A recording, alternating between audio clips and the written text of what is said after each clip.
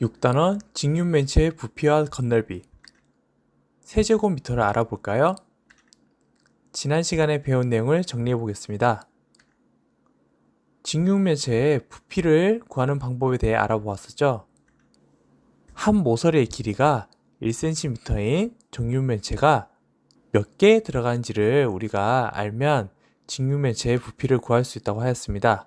그래서 직육면체의 부피는 가로, 세로, 높이를 곱해서 구하거나 또는 밑면의 넓이에 높이를 곱해서 구하는 방법이 있었죠. 124쪽 1번 컨테이너의 부피를 한번 구해 볼 텐데요. 이런 컨테이너와 같은 직육면체의 부피는 가로 곱하기 세로 곱하기 높이잖아요. 그래서 가로 300cm, 세로 250cm, 높이 200cm를 다 곱하면 0이 하나, 둘, 셋, 넷, 다섯. 그래서 0 5개 써주고 다음 25와 2를 곱해서 50을 만들고 거기에 또 3을 곱하면 150이 되죠. 생각보다 계산이 간단하죠. 그래서 단위는 센티미터가 3개니까 세제곱 센티미터 1500만 세제곱 센티미터가 된다는 거예요. 자, 그런데 이렇게 컨테이너의 부피를 세제곱 센티미터로 계산하고 나니 어떤가요? 굉장히 불편하죠. 왜 불편한가요? 수가 너무 커서 이것을 읽거나 표현하기가 너무 힘들다는 거예요. 자, 그래서 우리 친구들 예전에 길이 배울 때 한번 생각해 보세요. 여기 서울시청에서 해운대 해수욕장까지 가는 거리를 구하는데요. 이것을 미터로 나타내면 40만 8천 미터예요. 근데 우리 평소에 이렇게 얘기하지 않잖아요. 서울에서 해운대 해수욕장까지 거리가 얼마야? 이렇게 물으면 408km 정도 돼 라고 얘기하죠. 그 말은 수를 쉽고 간단하게 표현하기 위해서는 좀 더 큰 단위가 필요하다는 거예요. 그래서 부피도 마찬가지예요. 여기 세제곱 센티미터로 나타내기 어려운 힘든 수는 좀 더 큰 단위 세제곱미터로 나타내면 좋겠죠. 자, 그렇다면 오늘 우리가 이 세제곱미터에 대해서 알아볼 텐데요. 여기 선이 있습니다. 이 선이 모여서 면이 되고 그리고 이 사각형 면 가로의 길이가 1m, 세로의 길이가 1m라면 이 사각형의 넓이는 1 곱하기 1 해서 1 그리고 미터가 하나, 둘 그래서 제곱미터 1제곱미터가 되겠죠. 이 1제곱미터가 쌓여서 높이가 1m인 정육면체라고 생각해 보세요.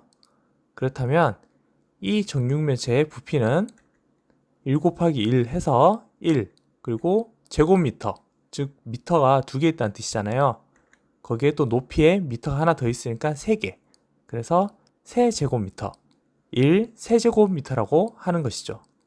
그래서 1세제곱미터라는 것은 이렇게 모서리의 길이가 1m인 정육면체의 부피를 기본 단위로 사용하는 것입니다.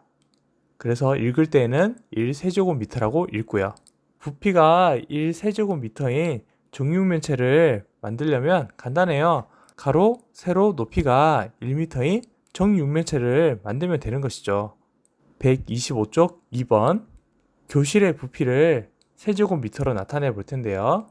자, 여기 선생님이 학생들과 생활하였던 교실이에요. 이 교실의 부피를 세제곱미터로 나타내 볼 텐데요.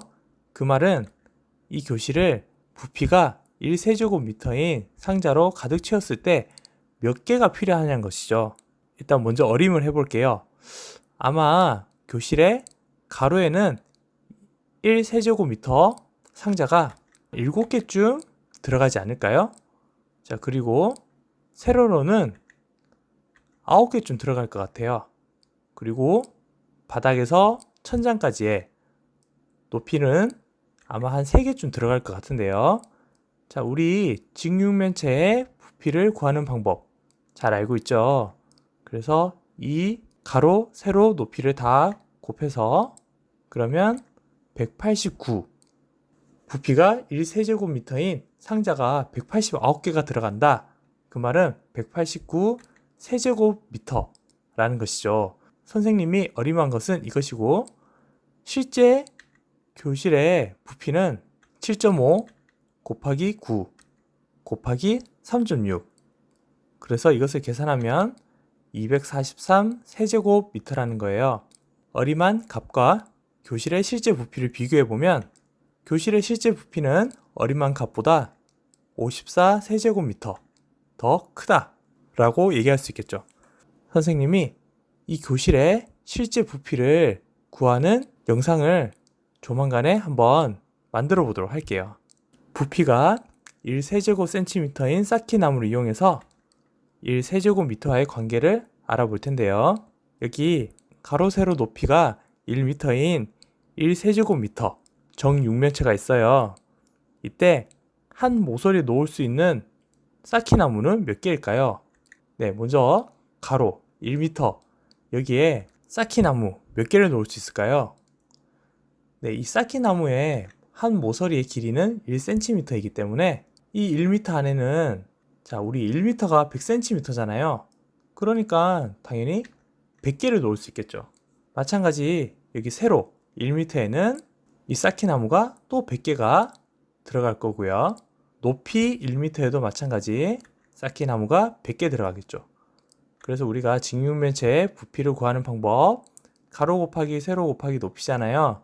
그러니까 100 곱하기 100 곱하기 100 계산하면 100만, 즉 1세제곱센티미터인 쌓기나무가 100만 개 있으면 1세제곱미터를 가득 채울 수 있다는 거예요.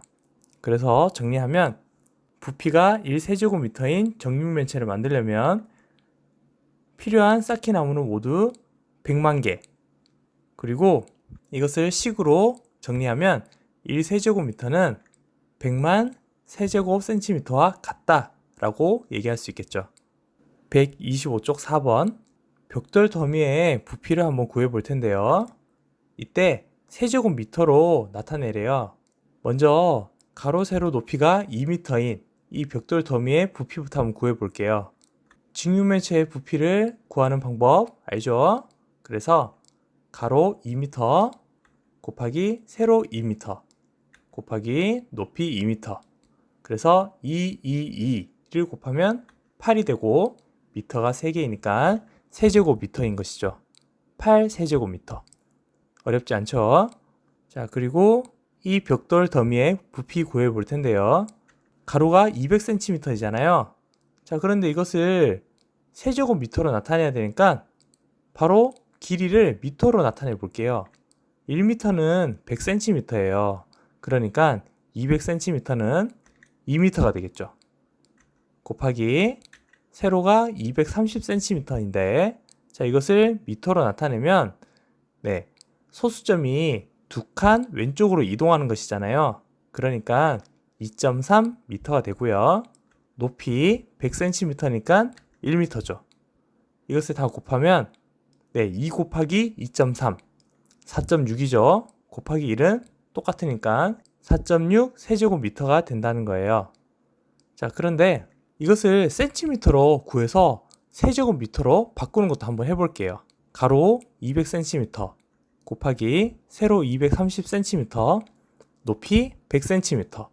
그래서 이것을 다 곱하면, 자, 0이 하나, 둘, 셋, 넷, 5개네요. 네, 그리고 2 곱하기 23에서 46. 그래서 460만 세제곱센티미터예요. 자, 그런데 우리 앞에서 봤었죠?